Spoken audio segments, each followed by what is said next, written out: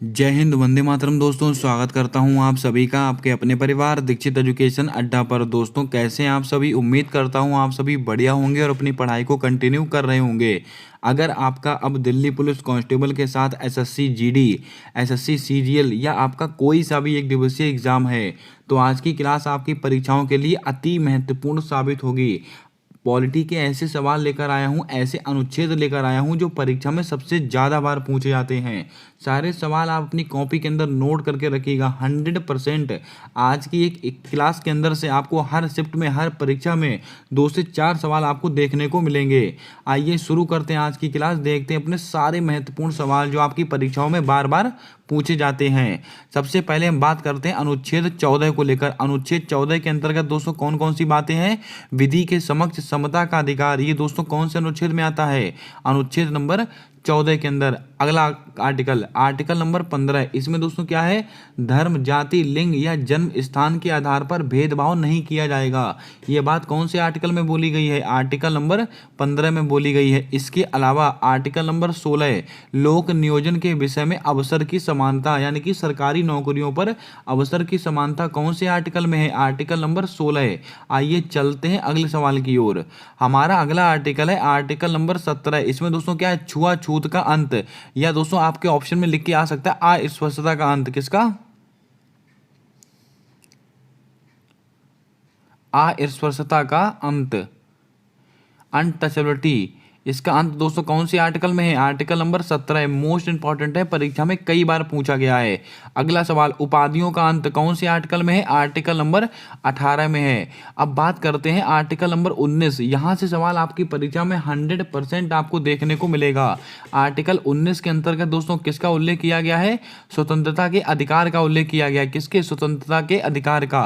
अब दोस्तों बात करते हैं आर्टिकल 19 के अंतर्गत आने वाले सवालों को लेकर, जहां से सवाल दोस्तों आपकी परीक्षा में डेली पूछे जाते हैं। एसएससी जीडी, एसएससी दिल्ली या कोई सा भी आपका एग्जाम हो, वहां पर परीक्षा में डेली आपसे पूछे जा रहे हैं।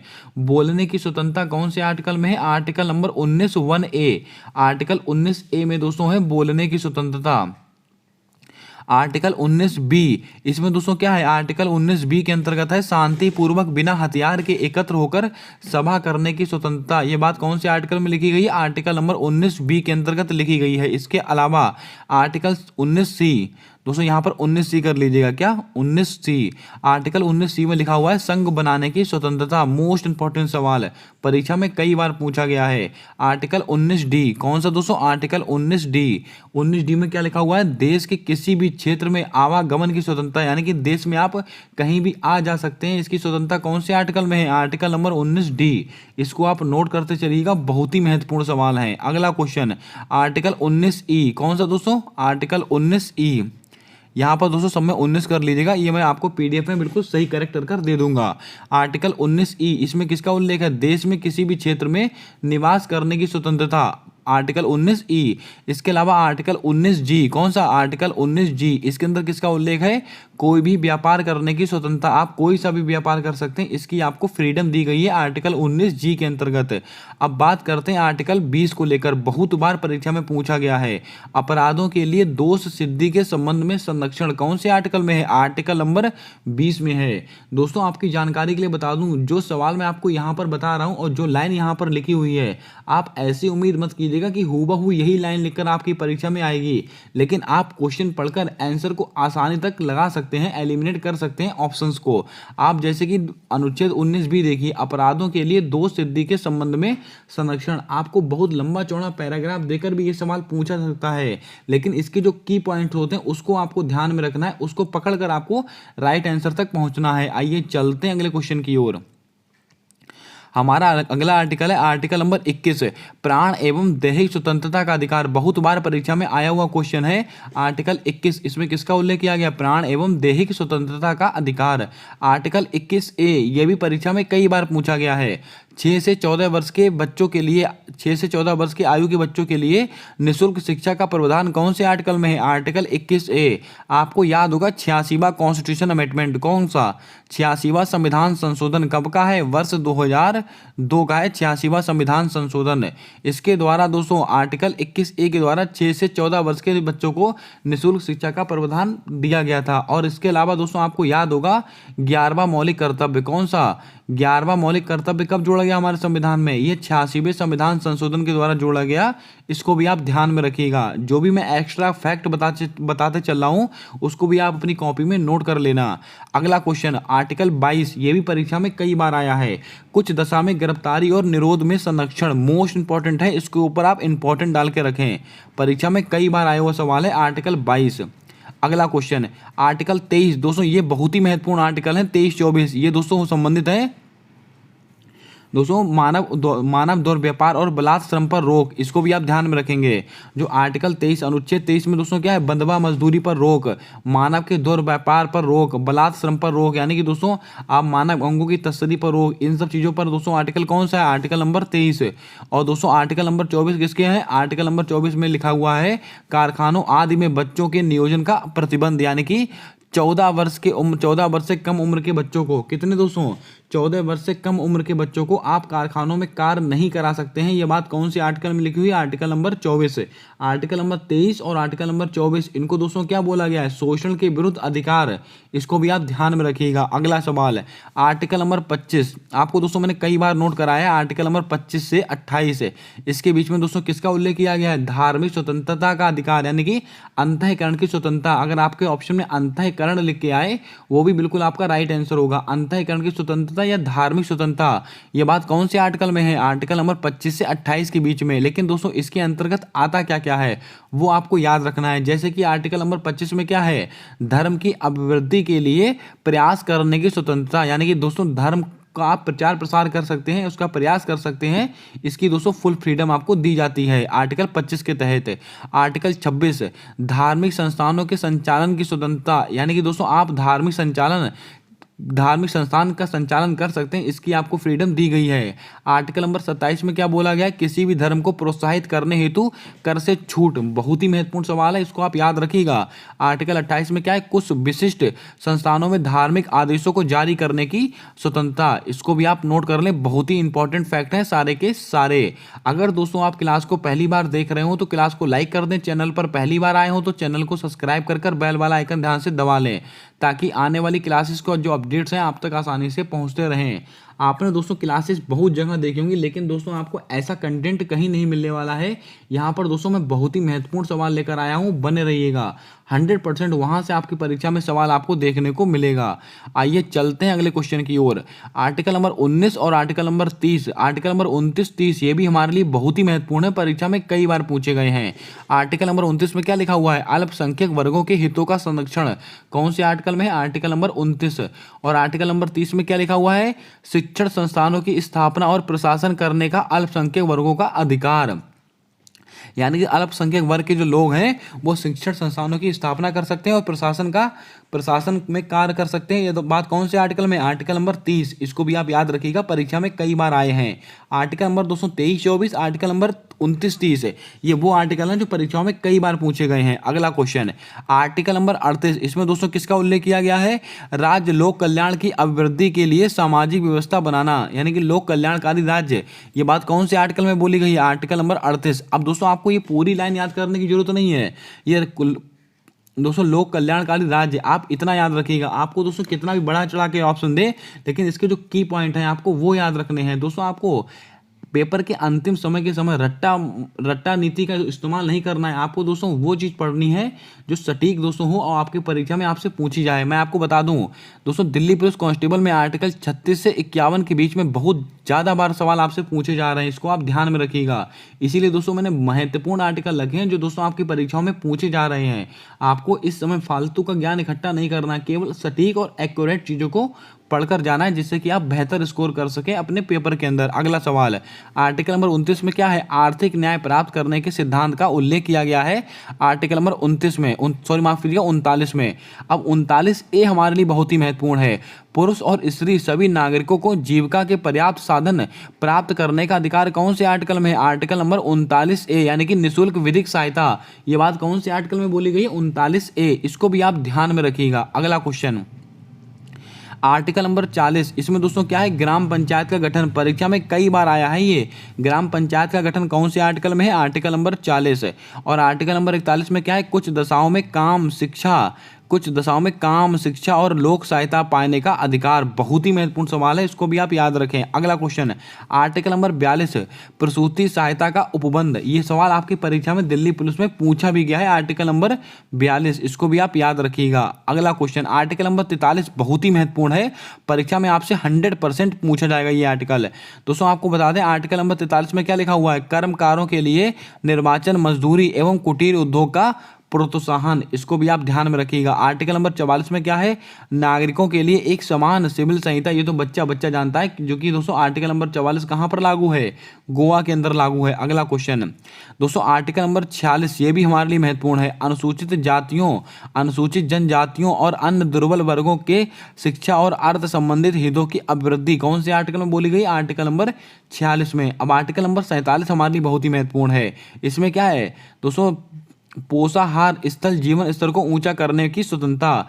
इसको भी आप ध्यान में रखिए। ये आर्टिकल नंबर 47 संबंधित होता है पोषण संबंधी अधिकार। अगर आपसे क्वेश्चन पूछ ले पोषण संबंधी अधिकार कौन से आर्टिकल में है? आर्टिकल नंबर 47 में। अब दोस्तों आर्टिकल नंबर 48 और 48A ये भी परीक्षाओं में कई बार पूछे गए हैं। आर्टिकल नंबर 48 में क्या है? कृषि एवं पशुपालन संगठन। कंफ्यूज मत होइएगा, आर्टिकल नंबर 48 में कृषि एवं पशुपालन संगठन है, लेकिन आर्टिकल नंबर 48 का में इसमें क्या है? पर्यावरण का संरक्षण एवं संवर्धन। इसको भी आप ध्यान में रखिएगा। आज दोस्तों 148 दोस्तों कल की शिफ्ट में 148 आर्टिकल आपसे परीक्षा में पूछ लिया गया था दिल्ली पुलिस कांस्टेबल की। तो आप दोस्तों सब जानते हैं CAG come petrol auditor general of India, इससे संबंधित होता है आर्टिकल नंबर 148। बच्चा जानता है। अगला क्वेश्चन है आर्टिकल नंबर 48A यानी कि 48 का, ये बहुत ही महत्वपूर्ण है, पर्यावरण का संरक्षण, संवर्धन और वन एवं वन्य जीवों की रक्षा करना। कौन से आर्टिकल में है? आर्टिकल नंबर 48 का के अंदर। अगला क्वेश्चन है आर्टिकल नंबर 49, ये बहुत ही महत्वपूर्ण है, परीक्षा में कई बार आया हुआ क्वेश्चन है, राष्ट्रीय महत्व के स्मारकों, स्थान और वस्तुओं का संरक्षण कौन से आर्टिकल में है? आर्टिकल नंबर 49 के अंतर्गत आता है। अगला क्वेश्चन आर्टिकल नंबर 250, इसमें क्या है? कार्यपालिका और न्यायपालिका का पृथक्करण। परीक्षा में कई बार पूछा गया सवाल है कि कार्यपालिका और न्यायपालिका का पृथक्करण कौन सा आर्टिकल में उल्लिखित है? आर्टिकल नंबर 50 में। और आर्टिकल नंबर 51 में क्या है? अंतर्राष्ट्रीय शांति और सुरक्षा की अभिवृद्धि। और आर्टिकल नंबर 51A में दोस्तों क्या आता है? तो बच्चा बता देगा, मूल कर्तव्य आते हैं। ये दोस्तों कुछ महत्वपूर्ण आर्टिकल थे। अब दोस्तों मैं आपको कुछ महत्वपूर्ण फैक्ट जो कि दोस्तों पॉलिटी से संबंधित है और नोट कराता हूं, उसको भी आप नोट कर लें, परीक्षा में आपको नंबर देखने को मिलेंगे। अब दोस्तों यहां से हमारा महत्वपूर्ण तथ्य, यहां से दोस्तों हम राष्ट्रपति, उपराष्ट्रपति, जो भी महत्वपूर्ण सवाल बन सकता है आपकी परीक्षा में, सारे कवर करेंगे। जैसे कि राष्ट्रपति, अब राष्ट्रपति से बनने वाले सवाल देखिएगा क्या सवाल बन सकते हैं। तो दोस्तों आपको याद होगा राष्ट्रपति वर्तमान में कौन है? द्रौपदी मुर्मू जी हैं। किसको हराया था? यशवंत सिन्हा जी को हराया था। बच्चा बता देगा। अब दोस्तों राष्ट्रपति का आर्टिकल कौन सा होता है? Article number 52। सुनते चलिएगा केवल आप। आर्टिकल नंबर 52 में दोस्तों किसका उल्लेख किया गया? राष्ट्रपति का। और उस दोस्तों आर्टिकल नंबर 52 और 53 में क्या है? उसकी कार्यपालिका शक्ति है। और आर्टिकल नंबर 54 में क्या है? उसका निर्वाचन है। और आर्टिकल नंबर 55 में क्या है? निर्वाचन की जो पद्धति होती है, यानी कि निर्वाचन की जो रीत होती है, वो आर्टिकल नंबर 55 में है। दोस्तों ये अपने आप में एक सवाल है जो मैं आपको बोल रहा हूं, जो मैं आपको लिख रहा हूं, इसको भी आप अपनी कॉपी में लिख लीजिएगा। ये कंटेंट आपको कहीं नहीं मिलने वाला है। दोस्तों आर्टिकल नंबर 52 में क्या है? भारत का एक राष्ट्रपति होगा। 53 में क्या है? उसकी कार्यपालिका शक्ति। 54 में क्या है? उसका निर्वाचन है। 55 में क्या है? उसके निर्वाचन की जो पद्धति है, जो रीत है, वो है 55 के अंतर्गत है। आर्टिकल नंबर 60 में दोस्तों क्या कहा गया है? राष्ट्रपति की शपथ का उल्लेख किया गया है आर्टिकल नंबर 60 में। और आर्टिकल नंबर 61 में क्या है? राष्ट्रपति पर महाभियोग की प्रक्रिया आर्टिकल नंबर 61 में है। अब दोस्तों आपको याद होगा राष्ट्रपति का उल्लेख, यानी कि राष्ट्रपति, उपराष्ट्रपति और राष्ट्रपति पर महाभियोग की प्रक्रिया कहां से ली गई है? ये अमेरिका से ली गई है। इसको भी आप कहीं पर लिख लें अंडरलाइन कर। अब आर्टिकल नंबर दोस्तों आपको याद होगा आर्टिकल नंबर 72 इसमें क्या है, राष्ट्रपति के क्षमादान की शक्ति कौन से आर्टिकल में है, आर्टिकल नंबर 72 में है। और आर्टिकल नंबर 71 में दोस्तों क्या दिया हुआ है, तो आपको याद होगा कि अगर राष्ट्रपति के चुनाव में कोई विवाद होता है तो उसका निपटारा सुप्रीम कोर्ट करेगा। ये बात कौन से आर्टिकल में बोली गई है, आर्टिकल नंबर 71 में बोली गई है। अब दोस्तों आर्टिकल नंबर 143 इसमें दोस्तों क्या है, तो आपको याद होगा राष्ट्रपति सुप्रीम कोर्ट से परामर्श ले सकता है और सुप्रीम कोर्ट राष्ट्रपति को परामर्श दे सकता है। ये कौन से आर्टिकल में बोला गया, आर्टिकल नंबर 143। और आर्टिकल नंबर 123 इसमें क्या है, राष्ट्रपति के अध्यादेश जारी करने की शक्ति। ये बात आप नोट करके रखिएगा। आप देख सकते हैं सवाल एक था, मैंने आपको दोस्तों देख सकते हैं 4 4 8 और 2 10 सवाल बताए हैं दोस्तों एक पेज से। इसको भी आप नोट कर लें, सारे के सारे सवाल बहुत ही महत्वपूर्ण है। अगला क्वेश्चन, अब दोस्तों हम बात करते हैं उपराष्ट्रपति को लेकर। उपराष्ट्रपति से बनने वाले कुछ महत्वपूर्ण सवाल जो आपको याद रखने, परीक्षा में आपको यहां से भी सवाल देखने को मिलेगा। जैसे कि भारत के वर्तमान में उपराष्ट्रपति कौन है, जगदीप धनखड़ जी हैं। किसको हराया था, मार्गरेट आल्वा को हराया था। ये तो होगी बेसिक जानकारी। अब उपराष्ट्रपति का उल्लेख कौन से आर्टिकल में है, आर्टिकल नंबर 63 में है। किसमें, आर्टिकल नंबर 63 में है। और एक सवाल पूछा जाता है कि उपराष्ट्रपति राज्यसभा का, किसका, उपराष्ट्रपति राज्यसभा का पदेन सभापति होगा। उपराष्ट्रपति राज्यसभा का पदेन सभापति होगा। ये बात कौन से आर्टिकल में बोली गई है, तो आर्टिकल नंबर 64 में बोली गई ये बात। इसको भी आप ध्यान में रखें, ये बात बहुत ही महत्वपूर्ण है। इसको आप नोट करके रखिएगा, अति महत्वपूर्ण सवाल है। अब दोस्तों उपराष्ट्रपति बनने के लिए हमारी उम्र कितनी होनी चाहिए दोस्तों, इसको भी आप मैं नोट करा देता हूं कि किसको बनने के लिए कितनी उम्र हमारी होनी चाहिए। एक उपराष्ट्रपति, एक राष्ट्रपति और एक आपका राज्यपाल। अगर आपको इन तीनों में से कुछ भी बनना है तो आपकी उम्र 35 वर्ष होनी चाहिए। कितनी, 35 वर्ष होनी चाहिए आपकी उम्र। अगर आपको प्रधानमंत्री बनना है, अगर आपको लोकसभा का मेंबर बनना है तो आपकी उम्र होनी चाहिए 25 वर्ष। अगर आपको राज्यसभा का मेंबर बनना है तो आपकी उम्र होनी चाहिए 30 वर्ष। वोट डालने की उम्र 18 वर्ष है, बच्चा बच्चा जानता है। और आपको प्रधानी के चुनाव लड़ने हैं या दोस्तों ये वार्ड मेंबर की चुनाव लड़ने तो आपकी उम्र 21 वर्ष होनी चाहिए। ये कुछ महत्वपूर्ण की पॉइंट है, इनको आप नोट कर लें, परीक्षा में यहाँ से भी सवाल पूछे गए हैं। आइए चलते हैं अगले सवाल की ओर। अब हमारा दोस्तों अगला टॉपिक है राज्यपाल। अब राज्यपाल से संबंधित दोस्तों बनने वाले कुछ महत्वपूर्ण सवाल है। राज्यपाल का उल्लेख कौन से आर्टिकल में है, आर्टिकल नंबर 153 में है। यानी कि दोस्तों भारत के जो राज्यपाल है, मतलब किसी प्रदेश का राज्यपाल होता है, वो आर्टिकल नंबर 153 के अंतर्गत आता है। और राज्यपाल दोस्तों आपको याद होगा राष्ट्रपाल का निर्वाचन आपसे कई बार परीक्षा में पूछा गया है। राज्यपाल का दोस्तों जो नियुक्ति कौन करता है, भारत के राष्ट्रपति करते हैं। कौन से आर्टिकल के तहत करते हैं, आर्टिकल नंबर 155 के तहत करते हैं। इसके अलावा राज्यपाल के अध्यादेश जारी के राज्यपाल के अध्यादेश को जारी करने की शक्ति क्या है, आर्टिकल नंबर 213 में। इसको भी आप याद रखिएगा। और राज्यपाल का क्षमादान आर्टिकल नंबर 161 में।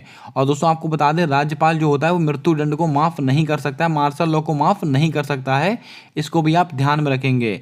आर्टिकल नंबर 153 में क्या है, राज्यपाल का उल्लेख है। 155 में क्या है, उसका दोस्तों आपको याद होगा राज्यपाल की नियुक्ति है, क्षमा कीजिएगा, राज्यपाल की नियुक्ति है आर्टिकल नंबर 155 में। और 213 में क्या है, राज्यपाल के अध्यादेश जारी करने की शक्ति। और 161 में क्या है, राज्यपाल का क्षमादान। इसको भी आप याद रखिएगा। अगला क्वेश्चन, अब दोस्तों अगला हमारा है सुप्रीम कोर्ट। सुप्रीम कोर्ट से बनने वाले कुछ महत्वपूर्ण सवाल, जैसे कि सुप्रीम कोर्ट के दोस्तों वर्तमान में मुख्य न्यायाधीश कौन है, DY चंद्रचूड़।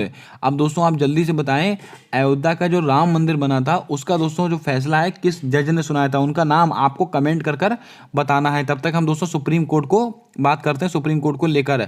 अगर आपसे दोस्तों क्वेश्चन पूछ लिया जाए सुप्रीम कोर्ट में कितने जज होंगे, उनकी नियुक्ति कैसे होगी, उनका कार्यकाल कितना रहेगा, ये बात कौन से आर्टिकल में बोली गई है, आर्टिकल नंबर 124 में। आर्टिकल नंबर 124 में सुप्रीम कोर्ट का उल्लेख है। और सुप्रीम कोर्ट एक अभिलेख न्यायालय है। सुप्रीम कोर्ट एक अभिलेख न्यायालय है। ये बात कौन से आर्टिकल में बोली गई, आर्टिकल नंबर 129 में बोली गई है। इसको भी आप नोट कर लें। और दोस्तों आपको याद होगा सुप्रीम कोर्ट 5 प्रकार की रिट जारी करता है। कितने प्रकार की, 5 प्रकार की रिट जारी करता है। कौन से आर्टिकल के तहत, आर्टिकल नंबर 32 के तहत। और आर्टिकल नंबर 32 में क्या है, तो बच्चा बच्चा बता देगा, संवैधानिक उपचारों का अधिकार, जिसको डॉक्टर भीमराव अम्बेडकर ने संविधान की आत्मा कहा है। इसको भी आप याद रखिएगा, बहुत ही अच्छा सवाल है।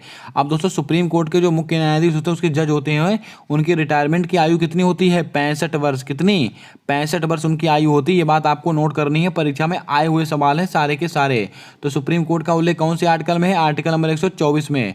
उसके सुप्रीम कोर्ट एक अभिलेख न्यायालय है, ये बात कौन से आर्टिकल में बोली गई? 129 में। और इसके अलावा सुप्रीम कोर्ट 5 प्रकार के रिट जारी करता है, कौन से आर्टिकल के तहत? आर्टिकल 32 के तहत। उम्मीद करता हूं आपने नोट कर लिया होगा। क्लास को अपने दोस्तों तक जरूर शेयर करते हैं, जो भी अगर किसी भी एग्जाम की प्रिपरेशन कर रहे हों। आज की क्लास आपकी परीक्षा के लिए मील का पत्थर साबित होने वाली है। बहुत ही महत्वपूर्ण सवाल है।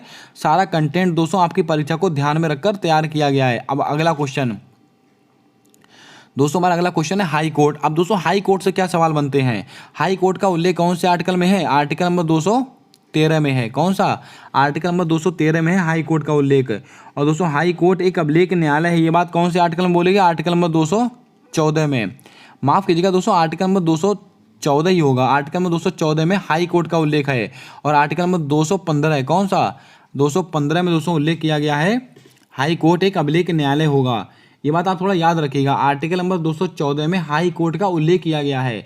हाई कोर्ट में कितने जज होंगे, उनकी नियुक्ति कैसे होगी, उनका कार्यकाल कितना रहेगा, ये बात हाई कोर्ट में 214 आर्टिकल में बोली गई। और 215 में दोस्तों क्या है? हाई कोर्ट एक अभिलेख न्यायालय होगा। अब दोस्तों आपको बता दें, हाई कोर्ट कितने प्रकार के रिट जारी करता है? हाई कोर्ट 6 प्रकार की रिट जारी करता है। कौन से आर्टिकल के तहत? आर्टिकल 226 के तहत।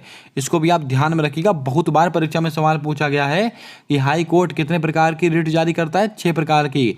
कौन से आर्टिकल के तहत करता है? आर्टिकल 226 के तहत। इसके अलावा हाई कोर्ट के जो जज होते हैं उनकी रिटायरमेंट की आयु कितनी होती है? 62 वर्ष। सुप्रीम कोर्ट की 65 वर्ष होती है। बच्चा बच्चा बता देगा। अब दोस्तों आप बताएं, वर्तमान समय भारत में कुल कितनी हाई कोर्ट हैं? इसका जवाब आपको कमेंट कर देना है। जितने सवाल मैंने आपसे पूछे कमेंट करने के लिए, सारे आंसर मुझको कमेंट बॉक्स में आपको देने हैं। आइए चलते हैं अगले क्वेश्चन की ओर। अब दोस्तों हमारा अगला टॉपिक है महान्यायवादी। यहां से भी सवाल आपसे पूछा जाता है।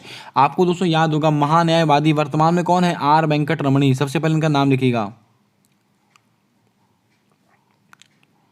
आर वेंकट रमणी भारत के वर्तमान में महान्यायवादी हैं। इनका उल्लेख आर्टिकल कौन से है? आर्टिकल नंबर 76 में इनका उल्लेख किया गया है, भारत के महान्यायवादी का।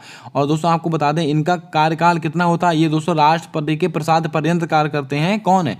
भारत के महान्यायवादी। इनका दोस्तों कोई कार्यकाल नहीं होता, जब तक राष्ट्रपति चाहेगा तब तक इनका कार्यकाल रहता है। इसको भी आप ध्यान में रखें। केंद्र सरकार का सबसे बड़ा वकील कौन होता है? भारत के महान्यायवादी। इसको भी आप ध्यान में रखिएगा। आर्टिकल 76 इनका है। अगला क्वेश्चन महाधिवक्ता। इनका दोस्तों आर्टिकल कौन सा है? इनका आर्टिकल है 155। महाधिवक्ता ये होते हैं दोस्तों राज्य का सबसे बड़ा वकील। और ये दोस्तों किसके प्रसाद पर्यंत कार्य करते हैं? राज्यपाल के। अब दोस्तों अब केंद्र सरकार का दोस्तों सबसे बड़ा वकील है, तो दोस्तों राष्ट्रपति के प्रसाद पर्यंत कार्य करेगा। और दोस्तों राज्य सरकार का तो राज्यपाल के प्रसाद पर्यंत कार्य करता है महाधिवक्ता। इसको भी आप याद करके रखिएगा। अब चलते हैं अगले क्वेश्चन की ओर। वित्त आयोग। अब दोस्तों वित्त आयोग से आपसे क्या सवाल पूछे जाते हैं? तो दोस्तों आपको याद रखना है, वित्त आयोग का उल्लेख आर्टिकल 280 के अंतर्गत किया गया। किसका? आर्टिकल 280 के अंतर्गत किया गया वित्त आयोग का उल्लेख। आर्टिकल 300A इसमें क्या है? संपत्ति का अधिकार। इसको भी आपको याद होगा। 44वां कॉन्स्टिट्यूशन अमेंडमेंट 1978। इसमें दोस्तों क्या हुआ था? तो आपको याद होगा, संपत्ति के अधिकार को मौलिक अधिकार से निकालकर विधिक अधिकार बना दिया गया था। और आर्टिकल दोस्तों 300A इसको दोस्तों शामिल किया गया था। इसको भी आप याद रखिएगा, परीक्षा में आए हुए सवाल हैं। अगला क्वेश्चन है संयुक्त बैठक। दोस्तों यहां से आपको क्या याद रखना है? संयुक्त बैठक, इसका उल्लेख किया गया है आर्टिकल नंबर 108 में। इसको बोलते हैं ज्वाइंट सिटिंग। Joint sitting. अब दोस्तों यहां से बनने वाले सवाल, इसको बुलाता कौन है? इसको बुलाता कौन है? इसकी अध्यक्षता कौन करता है? अब इसमें भाग कौन नहीं लेता है? ये 3 सवाल यहां से पूछे जाते हैं आपसे। इसको बुलाता कौन है? राष्ट्रपति। कौन बुलाएगा इसको? राष्ट्रपति इसको बुलाता है। और इसकी अध्यक्षता कौन करता है? लोकसभा अध्यक्ष।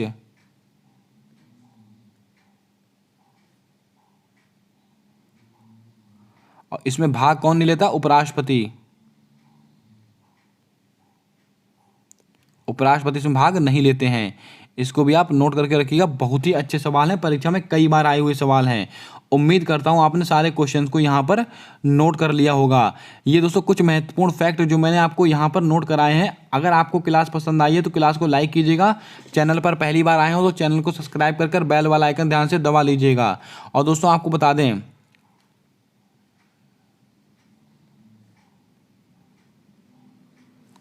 ये दोस्तों हमारा व्हाट्सएप अकाउंट नंबर है। अगर आपका दोस्तों वर्तमान समय में एग्ज़ाम है तो दोस्तों आपको क्वेश्चन पता लगते हैं तो आप इस नंबर पर शेयर कर सकते हैं, जिससे कि आने वाली शिफ्टों में और बच्चों के एग्ज़ाम हो जाएँ और जिन और बच्चों की हेल्प हो जाए। और दोस्तों मैं आपको बता दूँ, अब आप एनालिसिस के चक्कर में ज़्यादा मत पड़िए। आपने जो पढ़ा है उसको अच्छे से रिवाइज़ कर लीजिएगा।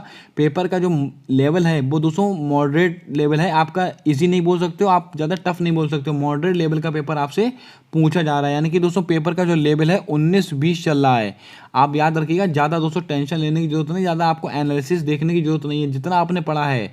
अब दोस्तों आपको मैं बता दूं, करंट अफेयर के 3 से 4 क्वेश्चन ही आपसे पूछे जा रहे हैं। पॉलिटी के दोस्तों 5 से 6 क्वेश्चन, हिस्ट्री के 7 से 8 क्वेश्चन, लेकिन स्टैटिक जी के दोस्तों 15 से 20 क्वेश्चन की आपसे पूछी जा रही है। इसको भी आप याद रखिएगा, बहुत ही अच्छे क्वेश्चन है सारे के सारे। यानी कि दोस्तों सबसे बड़ा दोस्तों आपको जो रोल प्ले कर रही है वो स्टैटिक जी के आपका रोल प्ले कर रही है। कंप्यूटर में आपका MS word, MS excel, email, internet, यहीं से सवाल बार बार आपसे पूछे जा रहे हैं। तो आपको दोस्तों यही टॉपिक अच्छे कर कर जाना है। 100% आप अपना बेस्ट करने वाले हैं। और दोस्तों मैं आपको बता दूं, जिन बच्चों का दोस्तों दिल्ली पुलिस कांस्टेबल के साथ SSC GD की जो बच्चे तैयारी कर रहे हैं उनके लिए लेकर आने वाला हूं मैं ब्रह्मास्त्र वाले ई नोट्स।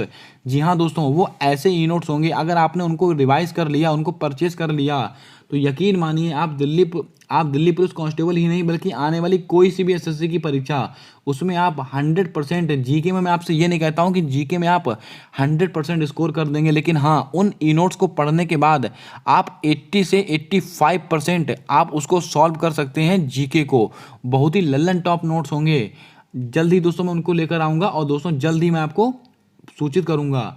मिलते हैं आने वाली अगली क्लास में, तब तक के लिए जय हिंद, जय भारत। दोस्तों अपना सपोर्ट, अपना प्रेम हमारे यूट्यूब चैनल के साथ हमेशा यूं ही बनाकर रखिएगा।